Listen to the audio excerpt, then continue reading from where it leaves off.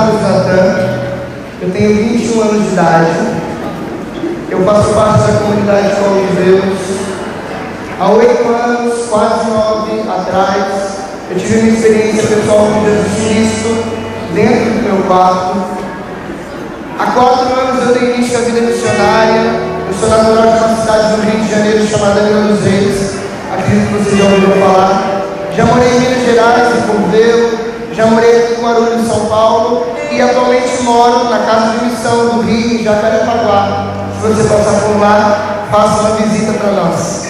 Queria eu poder dizer, como Guilherme, que eu tenho 22 anos de idade, já sou casado, tenho filho. Eu queria não me enquadrar naquele tópico da Maju, onde ela me zoou aqui. Mas, ainda eu não tenho meus 12 menininhos.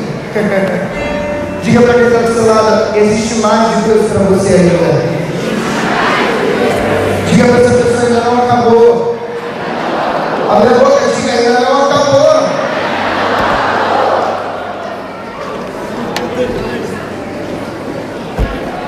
Eu não gosto de pregação chata. Eu não gosto de uma pregação monótona, onde eu falo, você me escuta, depois você vai embora e você não interagiu comigo. Eu gosto de uma pregação dinâmica, onde eu pergunto, você responde. Onde eu digo amém, vocês respondem amém com força. Onde eu olho e digo, diga para quem está do seu lado, e você abre a boca e diz para quem está do lado. Para a gente conseguir viver aí essa cordialidade enquanto eu prego. Amém? Amém. Bom, o tema que me foi passado foi reconstrução não é reforma. Reconstrução não é reforma. Eu vou usar como rema da pregação o tema central do encontro, que é a reconstrução da noiva. Abre a sua Bíblia comigo, por favor.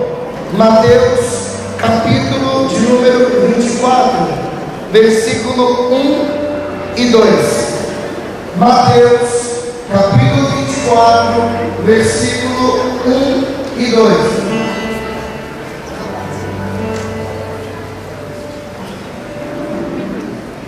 Primeiro livro do Novo Testamento, vamos lá.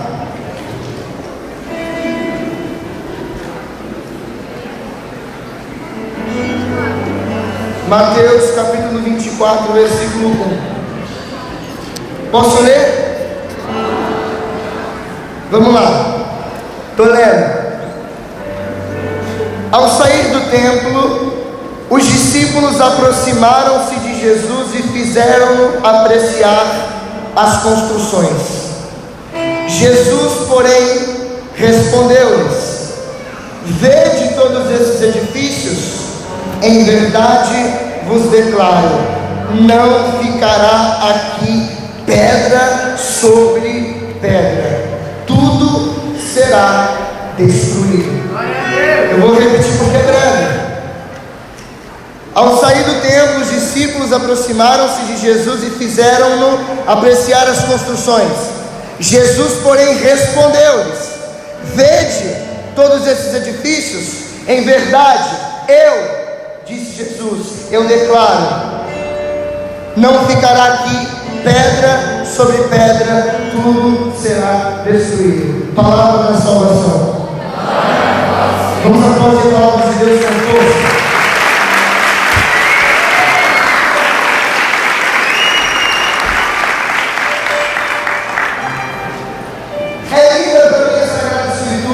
Eu digo isso muito aonde eu vou. Uma frase de São Jerônimo, onde ele disse: quando nós rezamos, falamos com Deus, mas quando nós lemos a Bíblia, é Deus quem fala conosco.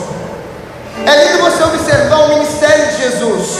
Não sei se você sabe, mas um dia existia uma virgem, e quem falou dela foi o profeta Isaías, 700 anos antes mesmo até dela nascer. No capítulo 7, no versículo 14, que ela conceberia à luz um filho e o poria o nome de Emanuel, que significa Deus conosco. O nome dessa mulher é Maria, óbvio. Jesus então, pela ação do Espírito Santo, no dia da visita do arcanjo Gabriel, entra no seio de Maria, gera dentro dela Jesus Cristo, e depois daquele dia nasce o Salvador, 100% Deus e 100% homem. Eu fico imaginando como não foi a vida de Jesus na sua infância com a sua mãe. Imagine Nossa Senhora tratando de Jesus todos os dias, cuidando dele, dando banho, amamentando, fazendo tudo que uma boa mãe faz para o seu filho. Então Jesus cresce. Com 12 anos de idade ele está no templo com José e Maria. Ele ia passar por um processo chamado no judaísmo de Bar Mitzvah. Isso significa que ele deveria passar por uma sabatina, aonde o rabino do templo perguntaria para ele, e ele teria que dar as respostas corretas acerca dos 5 primeiros livros da Bíblia. Quais são eles? Gênesis, Êxodo, Levítico, Número e Deuteronômio. Os judeus chamam esses livros de Torá, nós chamamos de Pentateuco, mas isso não tem importância para nós, é só introdução. Jesus então de 12 anos ele pula para 30 anos de idade. A Bíblia não conta do período de 1 ano até os 12 e também não conta dos 12 até os 30. Então Jesus começa o seu ministério e é aí que as coisas começam a ficar lindas. Jesus um dia, ele sobe para o monte para orar ao Pai. Ele estava para começar o seu ministério. Ele olha para a humanidade, vê que ele está sedenta daquilo que ele veio fazer, que era salvar a humanidade. E diz a Bíblia que depois que Jesus subiu ao monte e desceu, ele orou e ele escolheu e chamou a quem ele quis.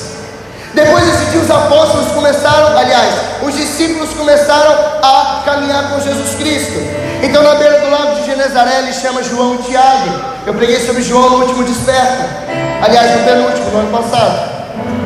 Aí ele chama do outro lado, da beira do lago da Galileia, João e Tiago, chama André e Pedro, 2 irmãos. E ele começa o seu ministério.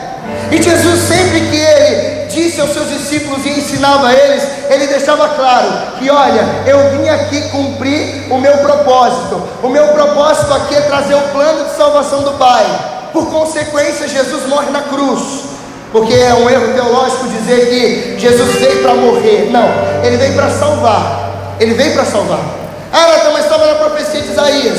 Tudo bem, a profecia poderia ter sido anulada como a de Jonas. Gente, isso aqui não é heresia, isso aqui é muito sério. Jesus veio trazer o plano de salvação do Pai. Quem entendeu isso, diga amém. Amém. Beleza. E Jesus, além de dizer que ele veio trazer o plano de salvação, ele disse que depois que ele morresse e ressuscitasse, ele um dia iria voltar para o céu, enviar o Espírito Santo, para um dia, no esplendor da sua glória, voltar do alto do céu com um cetro de ferro na mão para julgar as nações. Esse estudo na igreja se chama escatologia. Diga para quem está do seu lado, escatologia. Aonde fala de escatologia? Nos evangelhos, no Antigo Testamento. Por exemplo, Isaías, ele falou dos traços de como vai ser a segunda vinda de Cristo, e Jesus ainda nem tinha nascido. Fala o Novo Testamento, onde ele mesmo vai dizendo que ele um dia vai voltar para julgar as nações. Fala também o livro do Apocalipse, que foi um dos livros mais pregados aqui durante o encontro, de que ele vai vir, vai aparecer no céu com seus cavaleiros, e a gente sabe da história de como vai funcionar. Só que, gente, nós sabemos então uma coisa: um dia Jesus Cristo vai voltar. Isso é um dogma, não tem como a gente contestar, quer você queira ou não, Jesus Cristo vai voltar. E o Apocalipse trata de uma coisa muito bonita. Ele fala de um casamento. Foi o que o Guilherme pregou, falando sobre a questão do matrimônio esponsal, ou aquilo que a Juliana também pregou, e todos os outros pregadores passaram e disseram um pouquinho para vocês. Então a primeira coisa que eu quero que você entenda nessa pregação: Jesus é o noivo, nós somos a noiva, e nós como noiva precisamos ser destruídos, como nesse texto que ele acabou de dizer. É claro que Jesus nesse texto não está falando de uma destruição da noiva, ele está dizendo do templo, ele está dizendo do judaísmo, ele está dizendo sobre outras coisas, mas eu quero traduzir esse texto para a realidade que nós estamos pregando. Aí que começa a ficar difícil. Reconstrução não é reforma.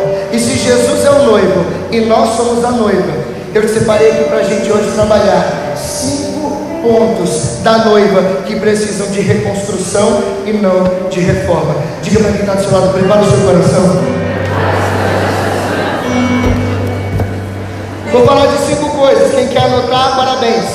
Primeiro, sapatos. Diga para quem está do seu lado, sapato. Diga para quem está do outro lado, segundo, roupa. Diga para quem está do outro lado, terceiro, véu. Diga para quem está do outro lado: quarto, grinalda. E bate no seu peito e diga: buquê de flores. Preste atenção. Esse tema foi muito indigesto para mim. Foi muito dolorido mastigar ele, ruminar, para poder trabalhar nessa pregação. Eu perdi pelo menos umas 3 madrugadas e não fiz nada. Não passei nada para o papel. Jesus não falava um ai, não dava um respiro para entender que era o noivo que respira, nada. E eu quero trabalhar esses 5 pontos e acredito que você vai me escutar com muito carinho. E eu quero começar falando do primeiro: sapatos. Na igreja, quando nós falamos de pés, nós lembramos, por exemplo, de Moisés. Voltei agora no Antigo Testamento, no livro do Êxodo.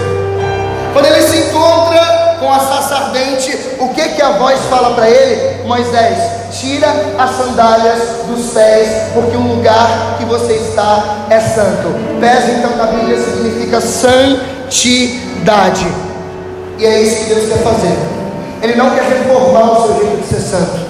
Ele não quer trazer, porque assim, eu não sei se você sabe, mas reforma significa mudança para melhores resultados. Deus não quer isso de nós. Ele quer que nós vivamos uma santidade nova. E é por isso que Jesus começou dizendo aqui na palavra. Porque lembra, quando nós vemos a Bíblia, é Ele que fala conosco. Ele está dizendo: está vendo essas lindas construções? Está vendo todo mundo que foi no Desperta? Está todo mundo bonito, usando casaco nesse calor só para ficar estiloso. Está todo mundo maravilhoso, usando um bonezinho, uma roupa legal, uma calça rasgada. Então, está vendo esses edifícios? Disse os discípulos. Jesus falou assim: eu vi tudo isso, mas não vai ficar pedra sobre pedra, vai ser tudo destruído. O que aconteceu aqui? Calma, segura. O que aconteceu aqui nesses 2 dias, gente? Se a gente colocasse num balde aqui tudo que a gente chorou, porque eu chorei ontem a adoração inteira, não sei você. A gente encheria o quê? Uma piscina e tomaria banho? Deus então quer, de primeiro lugar, reconstruir a nossa santidade. Eu quero dizer para você por que Deus vai ter que destruir a gente. A nossa matéria-prima, ela é boa. Dizer que errar é humano, mentira. Isso é desculpa para continuar no pecado. Vou te explicar. Quando nós falamos que a humanidade é ela que faz a gente pecar, porque assim, todo mundo peca, todo mundo erra. Você está dizendo que quando Deus te criou a imagem e semelhança dele, Ele fez alguma coisa errada. O que te faz pecar, meu filho, minha filha, é uma coisinha que o Oscar disse aqui: concupiscência. O que é isso? É aquilo que nós herdamos de Adão e Eva, de pecados passados. Foi isso que o Oscar falou. E Deus então Ele quer reconstruir o nosso jeito de viver a santidade. Ou seja, gente, não dá pra gente viver a máscara que nós estamos vivendo de ser santo na igreja. Não dá pra gente colocar uma máscara aqui de reconstruído, de reformado, para mudança, para melhores resultados, se está tudo escondido debaixo do tapete. Porque sabe o que vai acontecer? O Desperta vai acabar, você vai voltar para casa e vai viver a mesma vida. A mesma vida. Enquanto você ficar tentando colocar para debaixo do tapete, enquanto você ficar tentando reformar aquilo que Deus quer destruir para reconstruir, nada vai mudar. Eu não sei se você sabe, mas se alguém de fora vê isso que a gente vive aqui, vão dizer isso aí. E dizem por aí, dizendo que isso não converte ninguém. Mas você sabe o que muda? É porque eu estou nessa histeria já há 9 anos. E há 9 anos que eu não volto para trás. É a mesma coisa que tem que acontecer com você. O Desperta foi reconstruído por Deus? Amém ou não? Amém. Nós somos reconstruídos como noiva do Senhor? Amém ou não? Amém. Mas volta para casa do mesmo jeito e vive a mesma vida para ver se mudou alguma coisa. Não adianta. Deus quer reconstruir os sapatos da noiva. Ele quer reconstruir a nossa santidade. Não acha que ser santo é assim, a gente vive do jeito que a gente quer. É só ficar bacaninha para as pessoas da igreja. É só vir aqui no Desperta, levantar a mão na hora que está passando uma câmera, fazer assim, gente, é sempre difícil pregar no final de encontro como esse, depois desses monstros de pregadores. Eu fico até com vergonha. Mas às vezes é bom ver alguém aqui da idade de vocês, com carinha nova assim, deveria talvez até ter tirado o projeto de barba, para mostrar para vocês que dá para ser reformado na santidade, dá para viver a santidade como Deus quer. Ele está destruindo para dentro da nossa matéria-prima de seres humanos, Ele nos fazer a essência daquilo que Ele nos criou para ser. Não é agora você ser destruído e você começar a juntar os cacos e fazer do mesmo jeito que você faz em todo desperto, em todo retiro. É deixar Ele agora, como arquiteto, como engenheiro, reconstruir você. Nossa Larissa disse uma frase ontem, nem sei se ela está aqui, mas ela disse assim: até quando que a gente vai ficar sentado nos nossos cacos da nossa destruição e ficar brincando de casinha pensando que vive uma vida feliz? Você está achando o quê? Você está achando que isso aqui é brincadeira? Você acha que há 4 anos atrás eu saí de casa, tenho viajado pra caramba, eu volto para casa quarta-feira, fico quinta em casa, sexta viagem para São Paulo de novo, fico até a outra semana. Você acha que eu estou me gastando aqui rouco, perdendo a garganta? Você acha que eles vieram de tão longe? O Beijão veio aqui para participar com a gente, lá de São José dos Campos, só para estar aqui junto. Vocês acham que isso aqui é brincadeira? Eu quero abrir os olhos de vocês, eu não estou aqui para julgar ninguém. A gente já entendeu que a gente não está julgando. Um monte de pregador falou que Deus te ama do jeito que você é, está maravilhoso. A Bíblia diz em 1 Samuel 16:7, o homem vê a face, mas Deus vê o coração. É verdade, mas não dá para viver uma falsa santidade. Se é para ser reconstruído, gente, que seja por inteiro. Se é para ser reconstruído, que seja de verdade, para a verdade, com a verdade. Porque senão a gente vive para casa e vai voltar daqui uma semana a viver a mesma merda de vida de novo. Desculpa a palavra, gente. Meu coração está em chamas aqui. E eu tenho um chamado indigesto para pregar, porque parece que eu sempre brigo com o povo nas pregações. Parece que eu sempre tenho que alertar os outros. Diga para quem está do seu lado: santidade. Abre a boca, diga: santidade.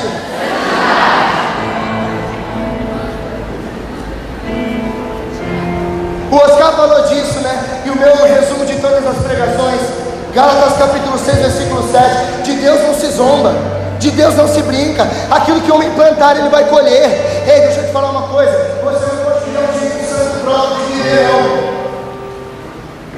Você não pode criar uma santidade. Ah, eu vi uma santidade desse jeito. Domingo eu estou na missa, mas no sábado eu fui para a balada. Safado. Diga para quem está do seu lado: safado.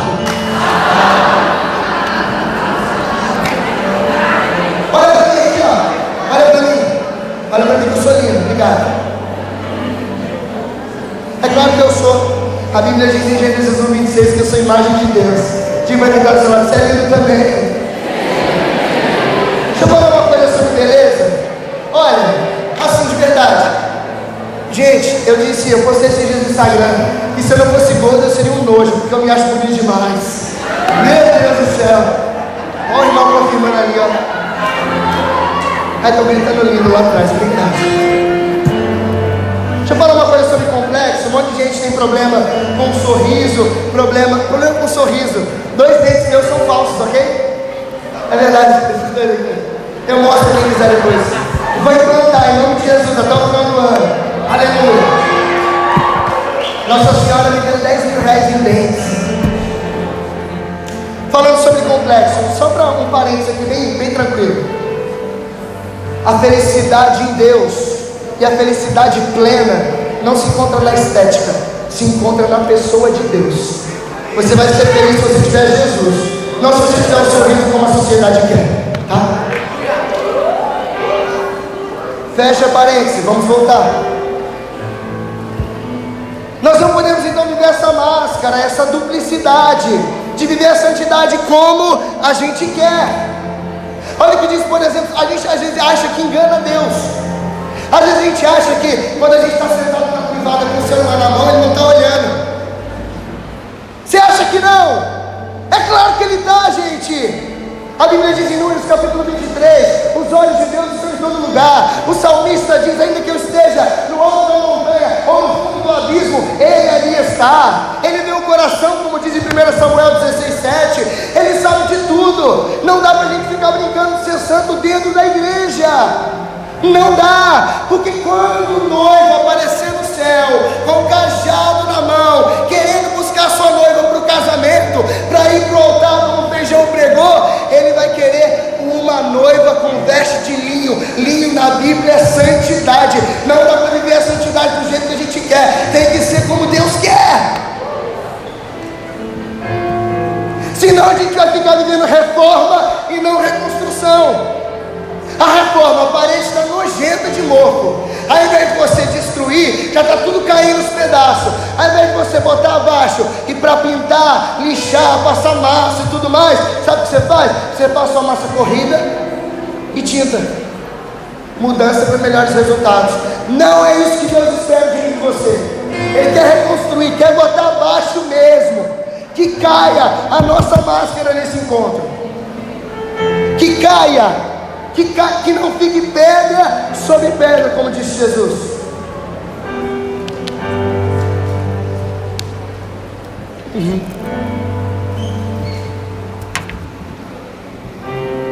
Diga para quem está do seu lado: sapato. Segunda coisa, roupa. Olha para mim. A roupa significa o nosso testemunho. Quando você sai na rua, a primeira coisa que a pessoa te vê, a não ser que seja de pelado por aí, ou pelado, é a sua roupa. A roupa é o que, Natan? É o nosso testemunho. Romanos 8,19. Que diante dos homens brilhe, que nós brilhemos diante dos homens, para que eles vendo a nós, eles glorifiquem a Deus que está no céu. Quem diz isso é Pedro também na sua carta. As pessoas têm que olhar o nosso testemunho, ver as nossas boas obras, tem que ser verdadeiro, tem que ser autêntico. E como que está o nosso testemunho, gente? Sabe como que está aqui em Guarulhos o testemunho? No domingo, você vai para a missa de manhã. No sábado, no dia anterior, você estava na porta da 011 com um copo de cachaça na mão.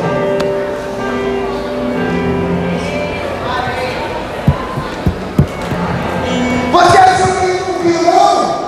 E pior, já que estamos falando de testemunho, as pessoas também viram. É por isso que não acreditam na sua mudança, porque o nosso testemunho não é autêntico, ele não é de verdade. Até quando? Até quando que a gente vai ficar vivendo assim, gente? Até quando que a gente vai ficar reformando aquilo que Deus quer reconstruir? A gente quer fazer, sabe, igual Lutero, porque Lutero reformou a igreja com sua desobediência e promiscuidade, mas o contemporâneo dele, São Francisco de Assis, ele não reformou a igreja, não, ele reconstruiu com santidade, testemunho e obediência.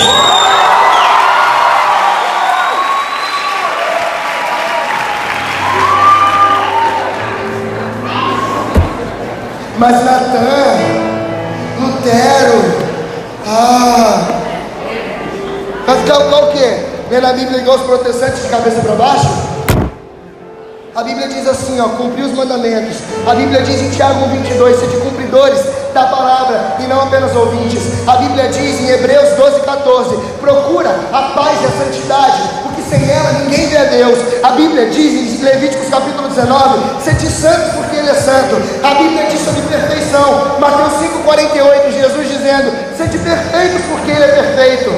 É assim que a gente tem que ler a Bíblia, é assim que a gente tem que fazer. Não é ficar lendo a Bíblia de cabeça para baixo, vivendo do jeito que a gente quer. É por isso que o nosso testemunho é mentiroso, é por isso que o nosso testemunho não converte ninguém. São Francisco disse, não é mesmo? As palavras podem até converter, mas o testemunho tem que arrastar a multidão. Por que o nosso testemunho não arrasta? Porque olha como que a gente vive. A gente vive de qualquer jeito, a gente não se preocupa no modo de falar. Como que uma noiva de Cristo tem a boca suja, fala palavrão o dia inteiro? Como que uma noiva de Cristo, para ser reconstruída, como que ela tem coragem de falar sobre promiscuidade, com aquelas conversinhas safadas no WhatsApp? Diga para quem está falando, eu vou bater em você, cara. Caramba.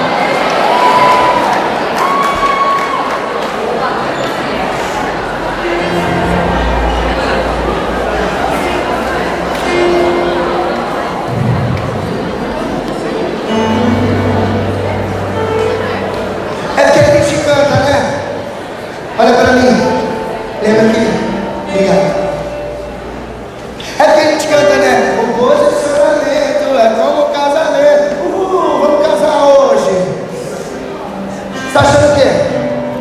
Você é casado. Eu tenho tudo de casal, gente. Quem quer casar aqui? Quem quer casar? Mas vai casar, quer muito casar. Fala, mano, eu desejo mesmo. E quem é solteiro, fica de mão levantada, fica. Vou ajudar você. Vou te ajudar, fica de mão levantada. Vocês estão desesperados mesmo, né? Você casa com ele, você está desesperado, não vou bater o estado para arrumar? Engraçado, né? Eu entendo que esse casal nem namorado eu tenho, aleluia. Vamos pra cima. Aí a gente canta, né? Posicionamento é como um casamento, tá maravilhoso, tá lindo. Mas e o compromisso do altar que o Feijão pregou? Fica onde? Você é casado, você vai para casa no sábado, teve que fazer escala de alguém que precisou viajar. Chega em casa, sua esposa deixou um bilhete. Fui passear no baile com as amigas. Ou eu mato ela, ou eu não caso, é melhor, né? Cadê o compromisso do altar? Cadê o compromisso que agora precisa ser testemunha? Porque agora, depois que você voltar para casa, quando você deslizar um pouquinho, vamos dizer, ué, você não foi de 17, 18? Ué, você não estava lá com o pessoal da Cova de Deus? É assim que eu vou falar de você agora.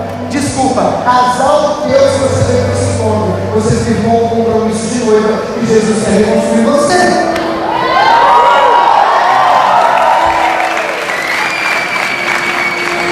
Olha, vou dizer para você assim, ó. Eu tenho pena de você se você voltar para casa e ver a mesma vida. Eu tenho pena. Ou compaixão, né? Que é o que Jesus pede. Compaixão. Você escutou tudo isso? E se voltar para casa e der conta do testemunho? Eu estou falando aqui de pecado, viu?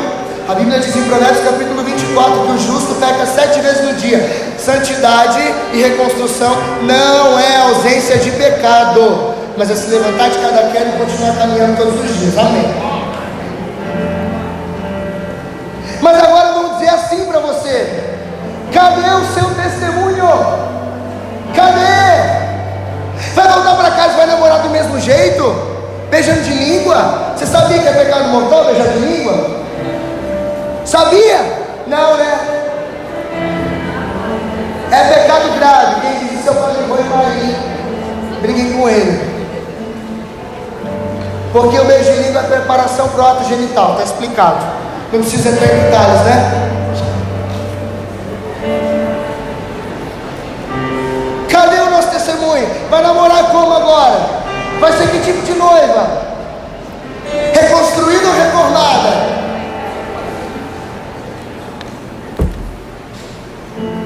Terceira coisa, véu. Presta atenção nisso aqui. O véu, eu estava procurando com o Grinaldo em casa, estava procurando, né? Achava que o Grinaldo era aquele negócio que cobria o cabelo assim e até lá embaixo. Só que esse é o véu, na verdade. O véu, ele é longo, pode ser curto, depende da noiva, e ele também pode cobrir o rosto para aquelas que desejam. Interessante você olhar o véu, é que diz uma tradição muito antiga de que o tamanho do véu é o tamanho da pureza da noiva. E as meninas que estão em casa de cabeça rapada. Talvez os homens também, se o homem pudesse estar véu dele, a cabeça estava cortada.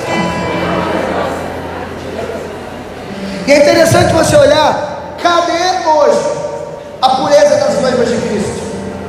A gente é igualzinho todo mundo lá fora. Quer um exemplo? A gente assiste as mesmas séries, a gente entra nos mesmos sites, a gente faz tudo igualzinho, as mesmas conversas profanas, tudinho, é tudo igualzinho, tudo igualzinho, não tem diferença nenhuma, não existe mais pureza na igreja. Aliás, pouco se prega sobre pureza na igreja. Vou te contar uma coisa que talvez você não escutou. Santo Tomás de Aquino, ele diz que no céu existem 3 tipos de coroas de glória, e uma delas é a das virgens, das puras, dos puros. Você tem noção do que é você ir para o paraíso como noiva de Cristo, reconstruído, aleluia, e chegar no céu e ganhar uma coroa diferenciada pelo que você foi aqui na terra? Você tem noção do que é isso? Uma coroa de glória no céu. Gente, a gente está aqui para um dia morar no céu por toda a eternidade. É por isso que a gente reza tanto e não para. Deixa eu dizer uma coisa, você não gosta de rezar, filho, você não quer ir para o céu então, porque no céu a oração é 24 horas. Ah, não gosto de ir à missa. Quer ir para o céu por quê então, infeliz? É uma eterna missa lá. Diga para quem está do seu lado, abre teu olho, cara, caramba.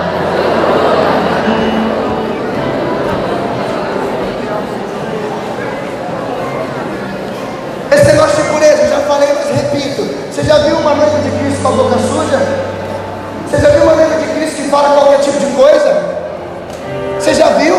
Você sabe o que Paulo diz em uma de suas cartas? Tem coisas que aqueles que não conhecem a Deus, os pagãos, mencionam, fazem, que a gente não deveria nem mencionar, nem conversar, porque não convém. Cadê a pureza do véu da noiva? A noiva tem todos esses atributos. Ela tem sapato, ela tem roupa, ela tem o véu, ela tem o buquê, a grinalda. Tem que ter tudo. Para ser noiva tem que estar completa. Você sabe o que precisa acontecer comigo e com você? Um apocalipse. Como assim? Então eu vou explicar. E prepara, viu?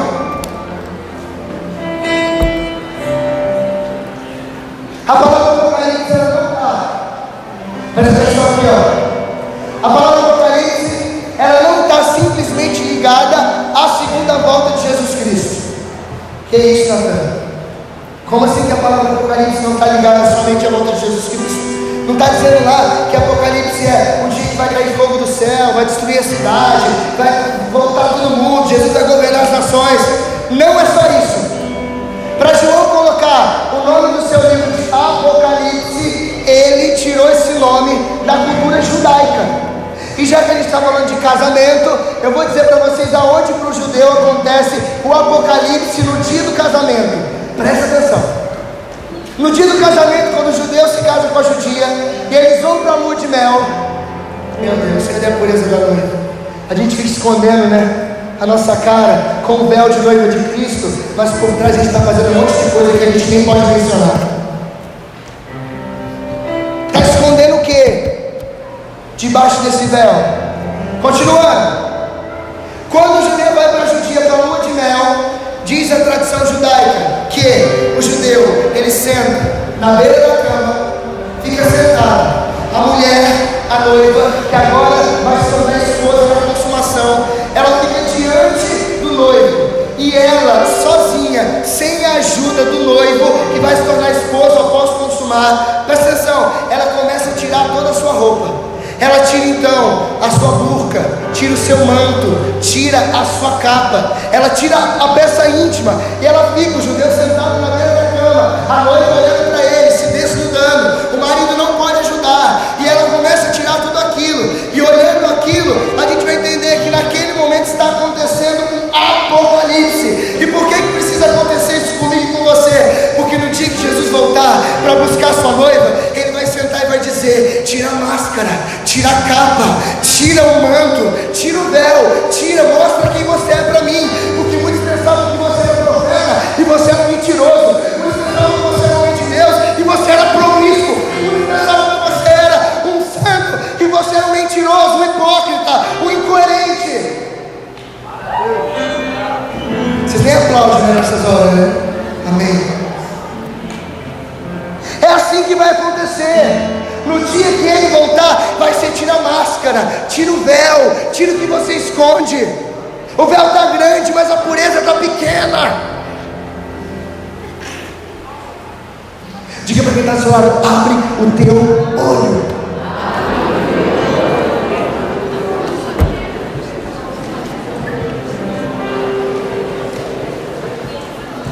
E muitas vezes debaixo desse véu a gente fica escondendo o quê? Duplicidade de caráter. A gente é uma coisa na igreja e outra fora. A gente vê uns por aí, né, mais cultos. É bipolar, é assim mesmo. Deixa eu explicar aqui sobre bipolaridade. A bipolaridade ela não acontece de um dia para a noite e nem de manhã para a tarde. Ela acontece de 6 em 6 meses. Então, não coloque a desculpa de que você é bipolar se você não tem caráter, ok?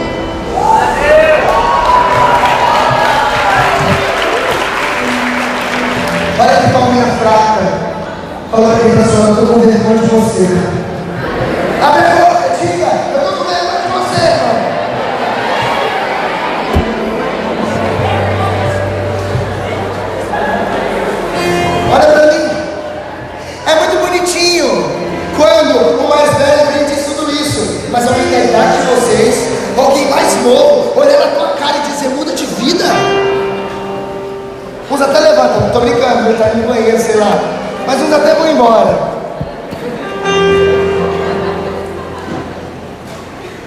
Diga para quem está do seu lado: Arthur.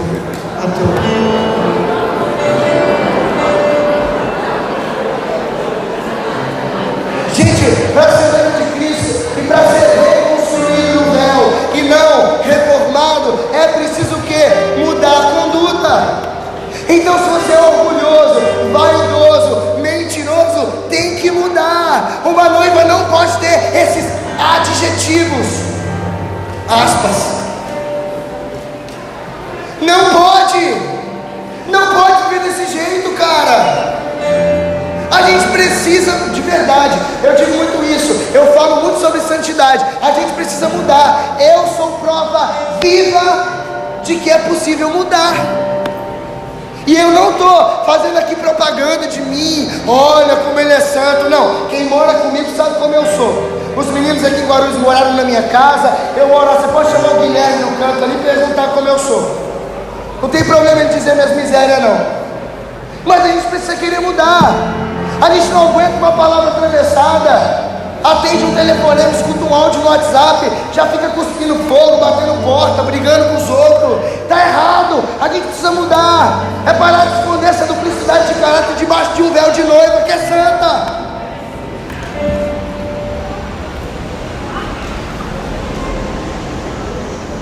A gente precisa, gente. Deus, Ele está destruindo mesmo. Ele quer destruir, não vai ficar pedra sobre pedra, vai tudo abaixo, para que Ele nos forme como Ele quer. Mas é preciso que caia a máscara mesmo. Se é preciso para destruir, para reconstruir, tirar o véu, tirar o sapato, tirar a roupa, tira tudo, filho. Ficar nu diante de Deus, dizendo: Senhor, eu sou essa merda aqui que o Senhor está vendo, mas eu quero ser tua noiva, eu quero um dia morar com o Senhor no céu. A gente precisa desejar isso com toda a nossa alma, com todo o nosso coração. A gente não tem mais sonho de ser santo, não. É tudo mentira. Sabe, no começo, quando eu comecei a caminhar, que redundante, tudo bem. No início da minha caminhada, a gente falava muito, né? Ou santos ou nada, ou santo ou santo, ser jovem e ser santo. A gente não fala mais sobre isso na igreja. A gente acha, sabe o que? Quadrado. A gente acha, sabe o que? Dentro da caixinha. Deixa eu te falar uma coisa. A gente fica usando a desculpa de precisamos ser fora da caixa para viver como a gente quer e não como Deus quer. Deixa eu te falar uma coisa. Existe um molde de santidade. Se você não passar por ele, você está lascado, porque você não vai entrar no céu. Ah, Natan, o que é isso então? Relativismo. É tudo do jeito que você acha que está bom. Você vivendo do jeito que você vive, indo na missa quando você quer, está tudo bem, né? É só quando sair da igreja, colocar o véuzinho lá de pureza, está tudo tranquilo. Até que eu sou uma pessoa boa, poxa. Eu ajudo o pobre, eu pago no sinal, eu dou moedinha que está no carro. Por favor, né? Quando que a gente vai começar a viver aquilo que Deus quer de verdade? Quando que a gente vai começar a fazer aquilo que Ele pede para que nós façamos? Quando que nós vamos ser reconstruídos e não reformados? Reconstrução da reforma é para bater doído mesmo. É para você olhar para mim e falar assim: eu te odeio, Natan. Mas não tem problema não, que Santo Agostinho diz que a reação imediata, na verdade, é o ódio. A gente fica com raiva, mas depois a gente muda de vida. Sabe por que eu falo muito disso na igreja? Vou te contar por quê. Porque ninguém mais fala sobre isso. Ah, gente, desculpa, tá? Eu acho muito bonitinho. Acho que eu já fiz pregação assim já, mas Deus, graças a Deus, mudou meu coração. Ah, é lindo falar de esperança. Ai, gente, é lindo, um dia nós vamos casar, vai ser tudo maravilhoso. É quando você vai ser enganado? Como no slogan das igrejas por aí: pare de sofrer. Meu Deus do céu. A gente esqueceu de que Jesus disse no Evangelho de Marcos 8,34: aquele que quiser me seguir, renuncie a si mesmo, tome a sua cruz e me siga-me, porque aquele que quiser ganhar a vida vai perder, e aquele que perder por causa de mim vai salvar. A gente esquece que viver a santidade não é para gente frouxa. A gente é frouxa. Sabe o que a gente está fazendo? A gente, como noiva, está vivendo na terra despedida de solteiro. Achou pesado? Briga com perigo. Até quando a gente está vivendo essa despedida de solteiro, vivendo essa política incoerente, desculpa, vagabunda muitas vezes. Esse desperta foi para colocar abaixo mesmo, né? Acho que não teve um desperta como esse. Eu sou chique, eu preguei em 3 despertas, né? Então acho que esse foi o mais doído. É porque está doendo na gente também. Desculpa, mas a gente está cansado de bater a cabeça e não ver fruto nenhum. Às vezes falta coisas como essa aqui, ó. Verdades como essa, para que você possa entender que você foi chamado por Deus. Quarta coisa, grinalda. Qual é a glória? A grinalda, para quem não sabe, na verdade era uma coroa. Parece uma coroa na cabeça. Hoje em dia ela é substituída por uma tiara dourada, de brilhante. É mais ou menos assim. Aí eu te pergunto, qual é a glória que a noiva precisa ter? A noiva do noivo, que é Jesus. É aquilo que a gente canta. O sofrimento produz paciência. É aquilo que Jesus disse: no mundo vós haveis ter aflições, mas coragem, eu venci o mundo. A gente canta muito bonito, né? Jesus meu esposo, eu troco as coroas deste mundo, eu como noiva me visto como as vestes do esposo, de sofrimento. A gente canta, é lindo sim ou não? Só que deixa eu te dizer uma coisa: as músicas da forma de Deus não são poesias para serem lidas, elas são verdades para serem vividas.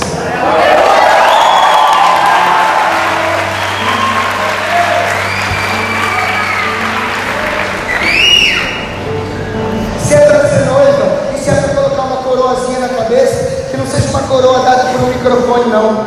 Isso aqui, como disse o Oscar, é uma merda. Isso aqui não serve de nada. Você pode estar com o microfone na mão, líder, e viver uma vida incoerente, mentirosa, querendo glória e não sofrimento, a cruz e os espinhos, como Jesus quis. Deixa eu te dar um exemplo de grinalda, de verdade. Santo Inácio de Antioquia, dia 17 de outubro, está chegando, dia do meu aniversário. Esse santo foi um bispo do 1º século. E ele pregava o nome de Cristo. O imperador da época prendeu ele. E sabe o que fez? Se você continuar pregando, eu vou te jogar na boca dos leões, e você vai ser triturado. Você sabe o que ele dizia? Meu Deus, é incrível. Ele dizia: eu sou um trigo de Deus, eu sou noiva, sou um trigo, deixai-me eu ser triturado nos dentes dos leões, para que eu me torne um puro pão de Cristo. Um dia colocaram ele na cova dos leões. Os leões estavam alimentados. Você sabe o que ele fez? E não queriam comer ele. Ele pegou uma vara e começou a cutucar os leões para comer ele. A noiva não está preocupada em viver felicidade nessa vida, ela está preocupada em viver a felicidade na outra. Por isso que Paulo dizia, Romanos 8,18: o sofrimento da presente vida não tem comparação com a glória futura, que não será manifesta. Última coisa, não dá mais tempo: buquê de flores. O buquê de flores significa em várias tradições. Eu achei muitas falando sobre o paganismo, mas eu achei uma muito interessante, e essa que eu queria falar para terminar a pregação, e a gente tem que rezar. O buquê de flores significa, numa cultura do Ocidente, os frutos que aquela família gera. Aí agora eu te pergunto, como noiva, que tipo de frutos que nós temos gerado? Frutos estéreis, que não passam de encontro, que não duram um ano? Fruto que você vem aqui, ora em língua, chapa, não desperta, aí para chapar na semana que vem você tem que fumar um beck? Eu sei que tem um um monte de cara aqui que fuma maconha. Algumas meninas também. Você acha que eu não sei? Sei mais da tua vida do que você pensa.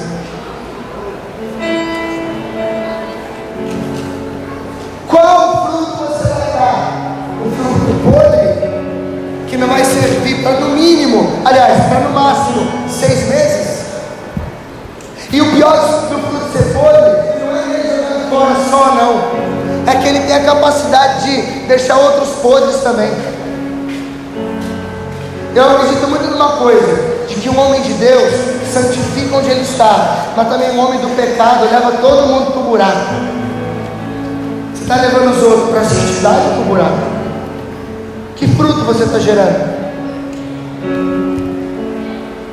Eu não queria que essa pregação tivesse terminado assim, sabe? Mas eu acho que é isso que Deus quer mesmo. Gente, a gente precisa abrir o nosso olho. Sai daqui com uma certeza no seu coração: eu preciso lutar para ser uma noiva de verdade. Uma noiva de verdade. Não dá para ser de mentira, não dá para ter máscara, não dá para ser duplo, não dá para viver duas coisas. Ou a gente é, ou a gente não é. Diga para quem está do seu lado, para todo. E para terminar,